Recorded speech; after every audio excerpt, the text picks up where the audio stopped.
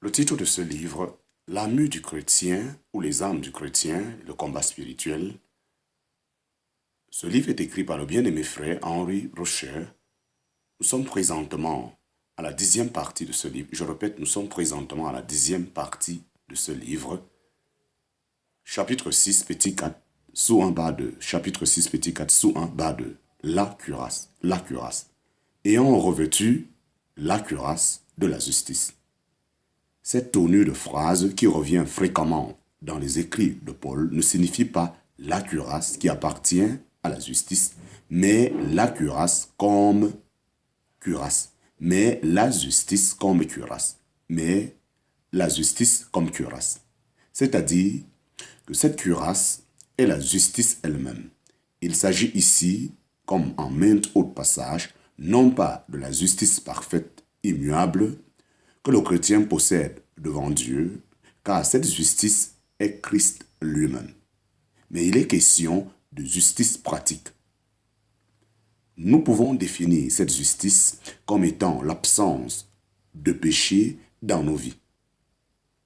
Nous pouvons définir cette justice comme étant l'absence de péché dans nos vies.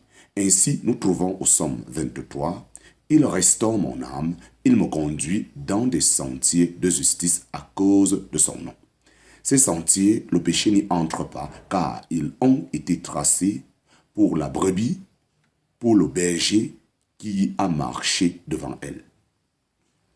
La justice pratique se manifeste dans notre conduite envers Dieu, envers les hommes et envers nous-mêmes. Dans tous ces rapports, le chrétien fidèle évite de pécher. Comment Satan pourra-t-il vaincre celui qui ne bronche pas, en parenthèse Philippiens chapitre 1 verset 10. Ce dernier a une bonne conscience devant Dieu et devant les hommes. Non pas qu'il soit sans péché, mais sa conscience étant toujours en éveil, il juge et confesse devant Dieu chaque péché qu'il commet, afin d'en être purifié, et l'ennemi ne peut avoir de prise sur lui. La bonne conscience dont nous parlons ici n'est pas la conscience rendue parfaite à perpétuité, par le sang de Christ qu'il a purifié en sorte que nous n'ayons plus aucune conscience de péché devant Dieu. En parenthèse, Hébreux chapitre 10, verset 3, verset 14, verset 17 et verset 22. Non, c'est une conscience sans reproche, nous rendant capables de combattre l'ennemi et de lui résister. Elle caractérisait toute la conduite de l'apôtre Paul. En parenthèse, comparait 2 Corinthiens chapitre 1, verset 12, 1 Timothée chapitre 1, verset 5 et 19, etc.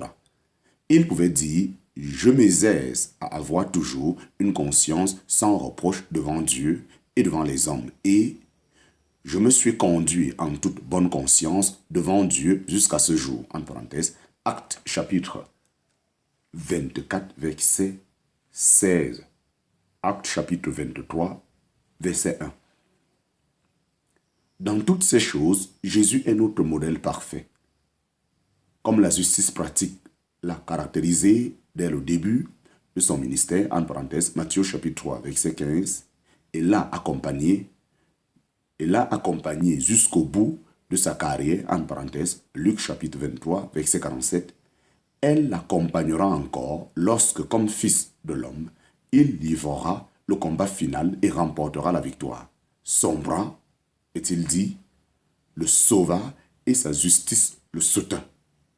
Et il revêtit la justice comme une cuirasse et mit un casque de salut sur sa tête, en parenthèse, Ésaïe chapitre 59, versets 16 à 17. La cuirasse garantit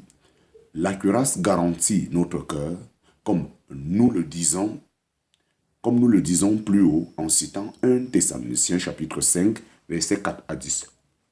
Satan ne peut nous atteindre et nous blesser aux sources de la vie quand nous lui opposons des cœurs réfractaires aux convoitises et aux souillures du monde. Des cœurs trouvant leur délice dans la parole de Dieu et leur plaisir dans tous ceux qui sont de lui. Nous avons donc ici un état pratique et personnel comme dans la ceinture.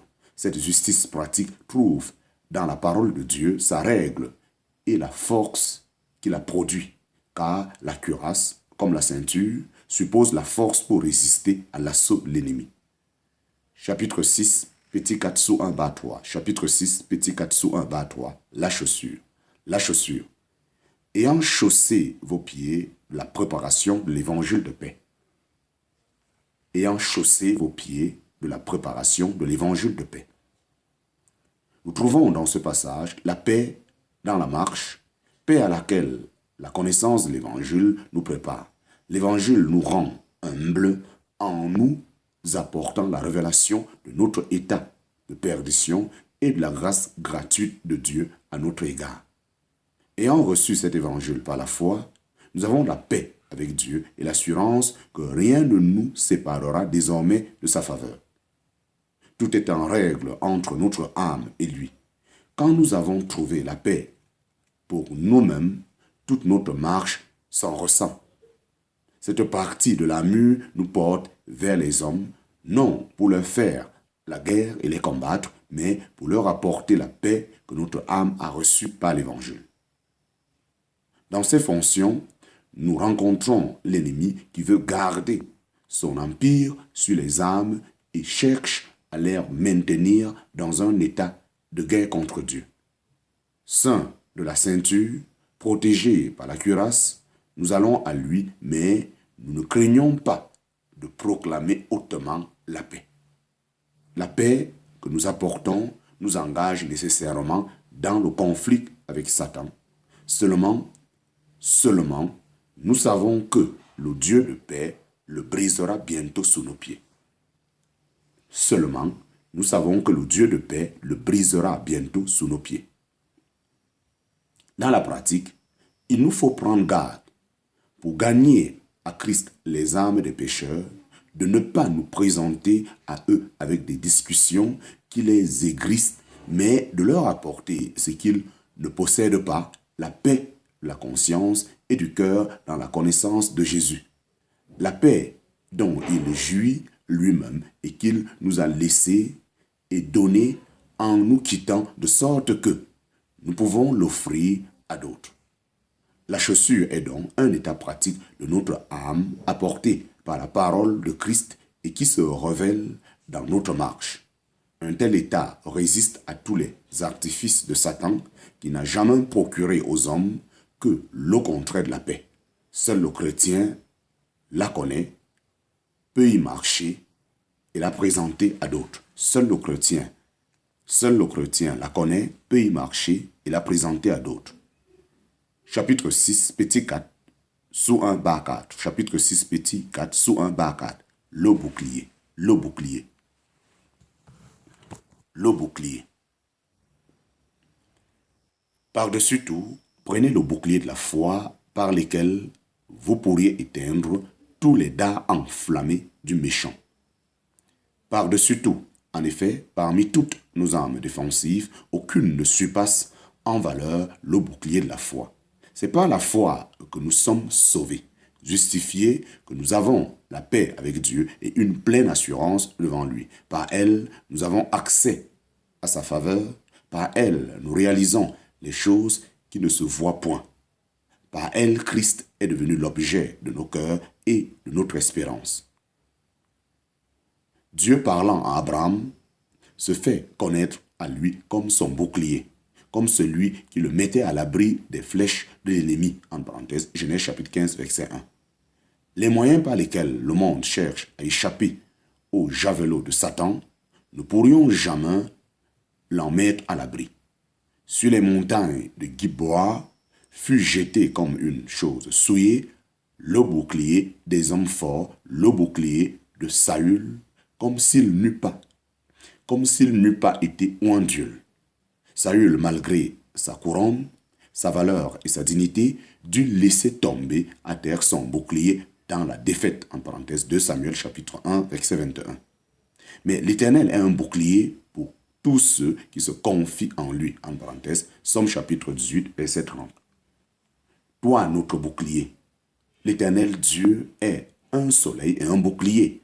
C'est ainsi que s'exprime le roi David. Pour nous, le bouclier est celui de la foi. Pour nous, le bouclier est celui de la foi, de la confiance en ce que en ce que Dieu est. Telle est la foi en effet. Elle n'a aucune confiance en l'homme, en ce que nous sommes. Cette confiance-là ne pourrait être que le bouclier de Saül, présageant une ruine définitive, tandis que la foi met toute sa confiance en Dieu. Satan peut-il atteindre Dieu? Satan peut-il atteindre Dieu? La seule chose qu'il puisse faire, c'est de produire dans nos âmes la méfiance à son égard. Il en fut ainsi de nos premiers parents. Une seule pensée de méfiance fit d'eux la proie de l'ennemi qui avait juré leur perte. Les flèches que le méchant tire contre nous ont pour but de nous faire douter de la bonté et de la puissance de Dieu. Ce qui perdit Adam dans le paradis, perdit aussi Israël dans le désert. Ce peuple douta de Dieu.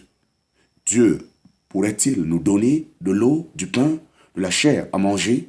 Mais tous les dards enflammés du méchant, destinés à allumer dans nos cœurs la défaillance et le doute quant à l'amour et à la fidélité de Dieu, tomberont toujours devant l'assurance en lui que la foi nous donne.